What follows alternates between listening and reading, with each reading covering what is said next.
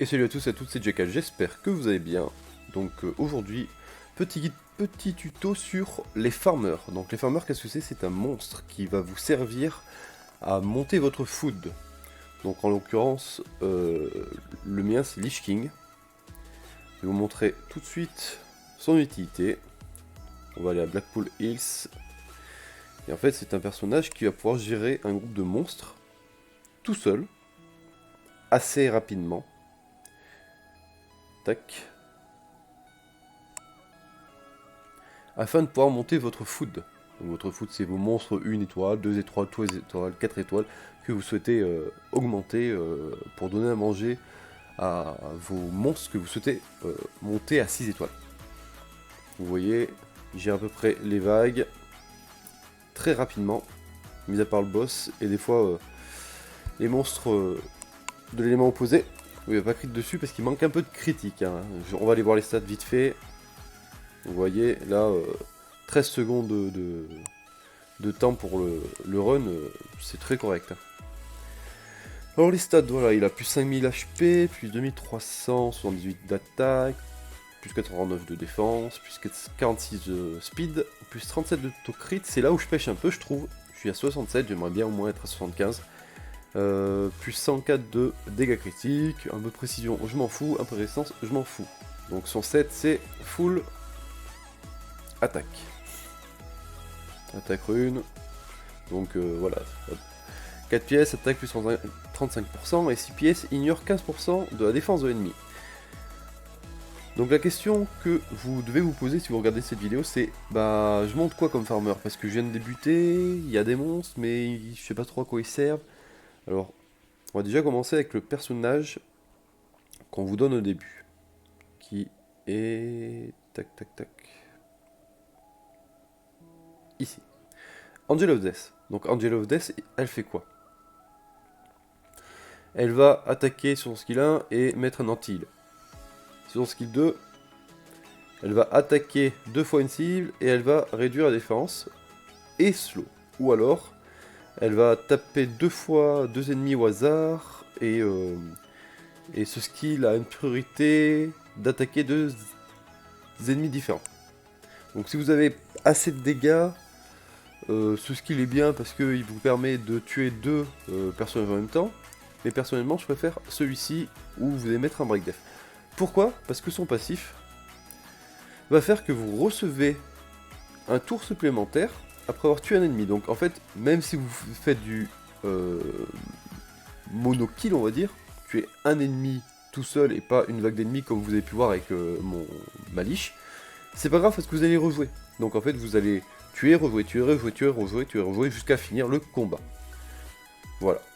Les autres passifs après, ça je vous les montrerai pas parce que ça sert pas en tant que farmer. Donc c'est un très bon farmer qu'on vous donne au début. Donc si vous n'avez pas mieux, n'hésitez pas.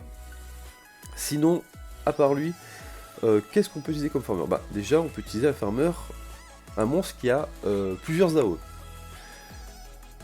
Ça, comme ça, bah, on va prendre par exemple. Alors Medusa c'est pas réellement un farmer, mais moi j'ai utilisé au début. Parce que là, bon, elle attaque et met des poisons. Moi j'utilise celui-là. Là, il y a du slow, des dégâts continus et une attaque de zone. Ensuite j'utilise celle-ci. Ou pareil, une attaque de zone, pétrification et réduction d'énergie. Donc en fait, c'est un monstre. Vous n'allez pas faire des runs aussi rapides qu'avec ma liche, mais ça pourrait être safe parce que vous avez pas mal de contrôle. Ce qui est relativement sympathique pour débuter et si vous n'avez pas forcément un farmer rapide ou vous voulez pas vous investir sur un farmer rapide, la Médusa est pas mal. Ensuite, vous pouvez avoir dans le même genre l'enchantresse qui peut potentiellement vous servir de farmer. Je dis pas, alors là je vous montre pas des farmers vraiment OP, je vous montre des monstres que vous pourriez avoir et vous pourriez utiliser en tant que farmer, mais vous ferez pas des temps de 13 secondes comme j'ai pu faire moi tout à l'heure. Donc en fait, vous pouvez l'utiliser en tant que farmer avec ce sort là, qui fait que bah, vous faites une AO et vous avez du vol de vie en fait. De plus, vous réduisez l'énergie des monstres en face. Donc c'est plutôt pas déconnant étant donné que ça sera un monstre que vous utiliserez sûrement à plein d'endroits, surtout en PvP via son skill leader 24% de vitesse. Vous avez aussi le Fallen Angels, le même genre, un très bon farmer mais assez lent. Skill 1, un silence. Skill 2, vous allez, si vous avez plus de 50% de vos HP, vous allez récupérer votre énergie. Et si vous avez moins de 50%, vous allez récupérer vos HP de 20%. Donc, pas déconnant, ça permet de tanker. Ensuite, vous avez un passif qui reflète 90% des dégâts que vous avez. Donc, vous pouvez utiliser celui-là, vous le buildez assez tanky et les monstres se tuent sur vous. Ou alors, si vous avez un pool de runes un peu plus OP, on va dire, vous pouvez utiliser celui-là, ce qui fait que chaque point de vitesse augmente votre attaque et les attaques réduisent l'énergie des ennemis. Vous avez aussi 5% de chance de gagner une attaque supplémentaire. Voilà. Pas un mauvais farmer, mais un farmer lent. Alors. Tac tac tac. On va du coup. On a à peu près fait le tour. Alors pour les 3 étoiles, j'ai pas trop testé, mais j'ai pas l'impression que forcément de très bons farmers. Après, si vous voulez tester, comme je vous ai dit, essayez de trouver des monstres avec par exemple 2 AOE et voyez un petit peu ce que ça peut donner. Mais si vous n'avez pas forcément de farmer, montez Angel of Death. On vous le donne dès le début. Donc dans le même genre, vous avez Dragoon. Donc Dragoon qui, sur son skill 1, va attaquer en fonction de son attaque et sa défense et enlever un buff. Ensuite, vous avez ce sort-là. Vous allez taper tous les ennemis et vous avez, en fonction de votre attaque et de votre défense, et vous avez 10% de chance de stun, et si vous ne stunnez pas, vous avez 80% de chance de taunt l'ennemi. Donc pas mal de contrôle, ce qui est bien, mais ce qui le rend vraiment très très bien et très safe, c'est vraiment ses passifs. Donc il y a par exemple celui-là, si vos points de vie sont au-dessus de 50%, un allié qui a le moins de points de vie récupère 10% de ses HP, et si vous avez vos points de vie qui sont à moins de 50%, c'est vous-même, donc ce monstre-là, qui récupère ses HP. Il y a aussi celui-là, moi c'est celui que j'utilise, parce que j'ai mis mon dragon en vampire, ce qui permet, quand il contre-attaque, via ce passif-là, vous faites plaisir, vous régénérez. Donc, quand vous êtes attaqué par un crit, une attaque critique, vous récupérez 10% de vos HP et vous avez 20% de chance de contre-attaquer. Voilà.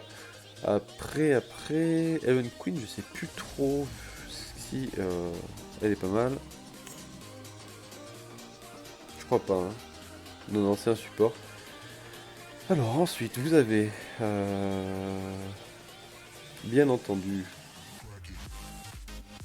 le roi Lich, Lich King. Pour moi, le meilleur farmer élémentaire. Pourquoi ? Là, vous avez une attaque qui va taper 3 ennemis. Donc déjà, une attaque basique, on va dire, qui attaque 3 ennemis, c'est pas tous les monstres qui le font. Mais on va pas lui demander ça parce qu'il la fera quasiment jamais si vous avez un niveau de rune suffisant. Pourquoi ? Parce que vous avez ce sort-là qui fait des dégâts sur tous les ennemis.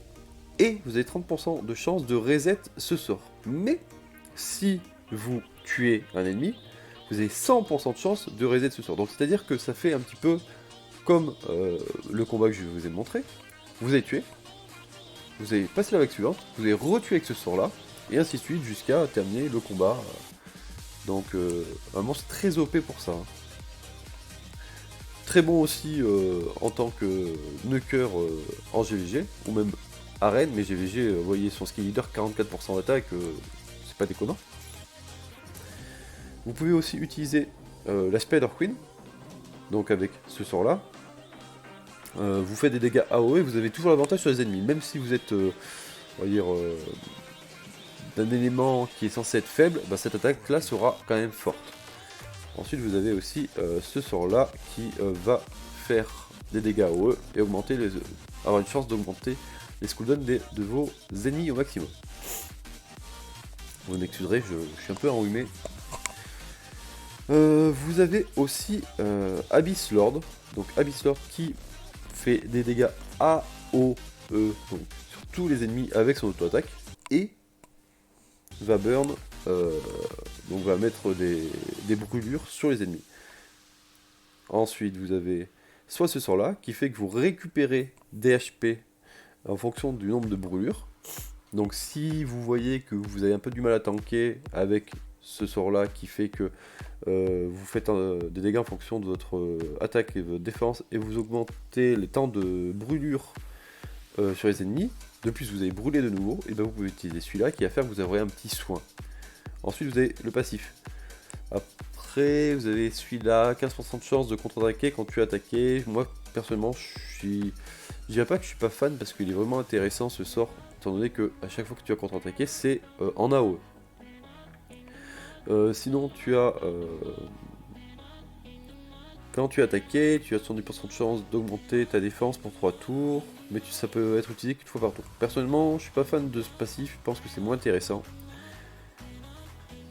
Et tu as ce passif là qui est aussi très intéressant, tu as 15% de chance d'absorber tous les dégâts, et tu dispels, donc tu enlèves les buffs des ennemis, à chaque fois que tu attaques. Donc c'est pas 10%, 50%, c'est à chaque fois que tu attaques, tu vas dispel. Donc moi je trouve que ce passif est très intéressant, mais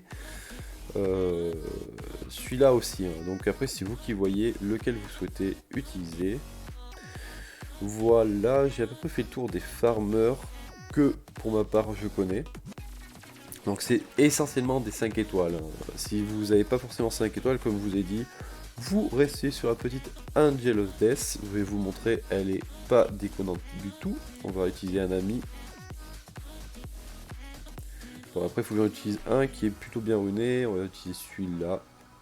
Donc en plus elle a un leader crit. Donc vous avez augmenté le crit rate de vos monstres, donc de votre farmer. Donc si vous êtes un peu limité en crit, et ben au moins vous serez mieux. Donc là vous voyez, elle a tué, elle rejoue, elle a tué, elle rejoue, elle a tué, elle rejoue, et elle a tué, elle rejoue. Et vous avez fini la vague. Donc là vous allez faire pareil. Ici, hop, hop, hop, et hop. Bon, c'est sûr que c'est un petit peu plus long qu'avec le shilling qui tue tout en une fois, mais le concept est marrant. Franchement, moi j'aime bien. Ah, vous voyez là, elle s'est attaquée au boss, donc elle n'a pas pu tuer, donc elle n'a pas rejoué. Donc vous perdez un petit peu de temps par rapport à ça, mais c'est pas très important. On va aller viser les petits là. Hop, vous voyez, elle rejoue à chaque fois qu'elle tue. Donc voilà. Si vous avez des questions, par exemple des monstres que vous pensez qui pourraient être farmers mais vous n'êtes pas certain, n'hésitez pas à me demander par commentaire. En tout cas, j'espère que ce petit tuto assez rapide, je dois l'avouer, bon, 13 minutes, vous aura été utile. N'hésitez pas à me laisser un petit peu vos retours en commentaire. Ah non, j'ai failli oublier, un petit dernier, si vous l'avez. C'est celui que on vous donne en tant qu'ami dès le début. C'est... elle est où? C'est elle, c'est Juan ou Shoan, ça dépend de votre accent. Qui est un petit peu comme le Lich King. Donc là, elle va attaquer, elle va réduire l'attaque. Et là, vous allez attaquer en AOE et infliger des dégâts en fonction de votre attaque. Pour chaque ennemi tué, vous allez réduire le cooldown de ce skill de 1 tour. Donc en fait, si vous tuez par exemple 4 ennemis, et ben hop, vous pourrez de nouveau récupérer votre cooldown et faire ça à l'infini jusqu'à tuer, enfin jusqu'à finir la vague. Ensuite vous avez, vous augmentez votre attaque et vous ne pouvez pas être affecté par les boosts d'attaque. Donc en fait c'est pas trop grave parce que si votre farmer c'est elle, ben vous aurez pas de buff attaque à côté, étant donné que vous aurez que du food. Donc c'est un passif assez intéressant, voire très intéressant pour le farmer. Sinon vous avez 70% de chance d'infliger 15% d'HP perdu en dégâts supplémentaires. Ok, ça peut être sympathique si vous voulez utiliser contre les boss, mais pas en tant que farmer. Et quand vous tuez un ennemi, vous avez 60% de chance de mettre un anti-mort, je crois. Ouais, un anti-mort sur vos alliés. Donc en vrai, Je pense que c'est le moins intéressant. Celui-là peut être sympa si vous voulez l'utiliser en donjon, et celui-là est le mieux si vous voulez l'utiliser en tant que farmer. Donc voilà. Sur ce, j'espère que la vidéo vous aura plu. J'espère que vous passerez une bonne journée, bonne après-midi, bonne journée, bonne soirée, bon jeu.